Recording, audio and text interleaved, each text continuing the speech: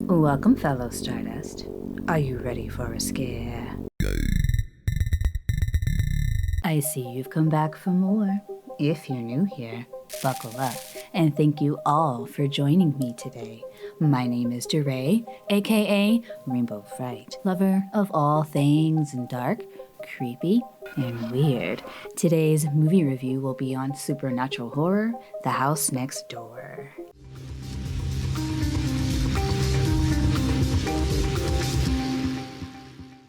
This Bollywood ghost story kept the twists and turns coming throughout the film. I had a really good time with this one, even though it may have given us all of the possession movie cliches. This was a love letter to the horror genre as a whole, and the Easter eggs were very easy to spot. The House Next Door, also titled Aval, which means she in Tamil, is director Milian Ro's second movie and his first horror film. Siddharth, who plays the lead role as Dr. Krish, came up with the idea in 2016 and then co-wrote the script with Rao.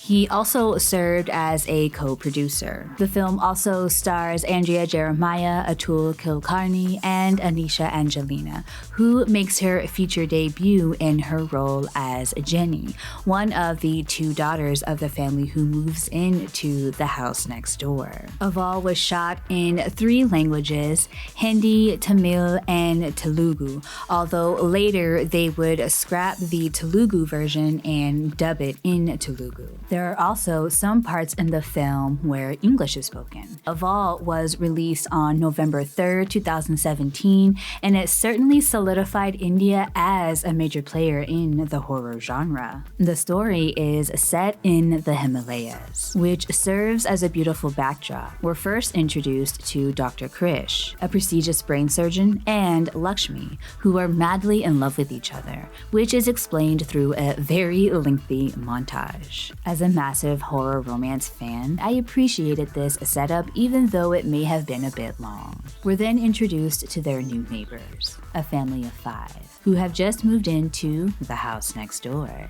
In the family, there is the father, mother, their 2 young girls, Jenny and Sarah, and the mother's father. At the housewarming party, Dr. Krish witnesses Jenny jump into the well in her backyard and manages to save her. From that point forward, Jenny continues to have these moments where it seems her body is being taken over. Worried that there is something wrong with his daughter, Jenny's father, Paul, seeks the help of a psychiatrist, Dr. Prasad, and is accompanied by Dr. Krish. Dr. Prasad believes that because Jenny is fascinated with horror and dark imagery, that she has developed stories about the haunted house on her own and is suffering from auditory and visual hallucinations. In order to help her, he believes a fake exorcism is necessary, but a real priest must be the one to do it in order to make it believable for Jenny.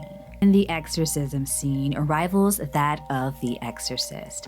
I'll stop the synopsis there, that way you can watch this atmospheric story unfold for yourself. While there were some breathtaking landscape shots and overall the movie is shot beautifully, there were some moments where the lighting seemed a bit off. However, all in all, I appreciated the artistry used with a lot of the lighting setups. I really enjoyed this dreamy, ethereal feel that the cinematography gave us. As I mentioned earlier, there are a ton of nods to the horror genre. Just to name a few, we have Dr. Krish's hospital, which is called a Silent Hill Hospital. Jenny talks about an event that happened on Friday the 13th when she was reading a copy of The Exorcist, and we also see that she has a copy of The Shining in her room. Other movies that were given a nod include Poltergeist, Ringu, and Nosferatu. Even though we get some of the same horror movie tropes,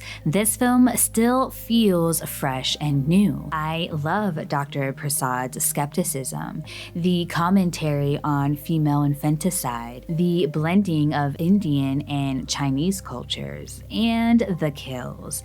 The voodoo doll kill is definitely one of my favorites. The music in enhanced this a ghost story, and every cast member shines, even little Sarah, played by Kushi Hajari. And while I understand why we are shown Dr. Krish's and Lakshmi's backstory, it almost felt misleading for me because I was expecting more of a romance horror film, and we are just not given that. Also, the strength of their love had nothing to do with Jenny. To add to that, Jenny's crush on Dr. Krish also seemed unnecessary to the story. There was already too much to keep up with that it seemed like more of a distraction than something that was moving the story forward or adding to it. With a special thanks to God and the devil at the start of the film, we're clued into the fact that this movie is going to go to some pretty dark places, and we are certainly given that, especially at the end of the film when the ghost's stories are finally explained.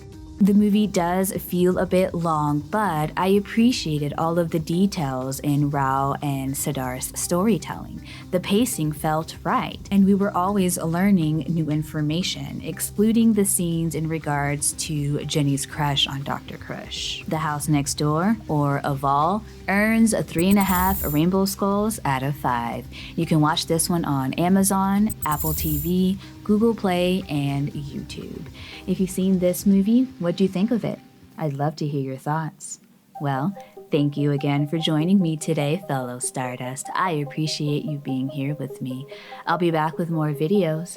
So, if you haven't already, go ahead and hop on the Rainbow Fright Freight Train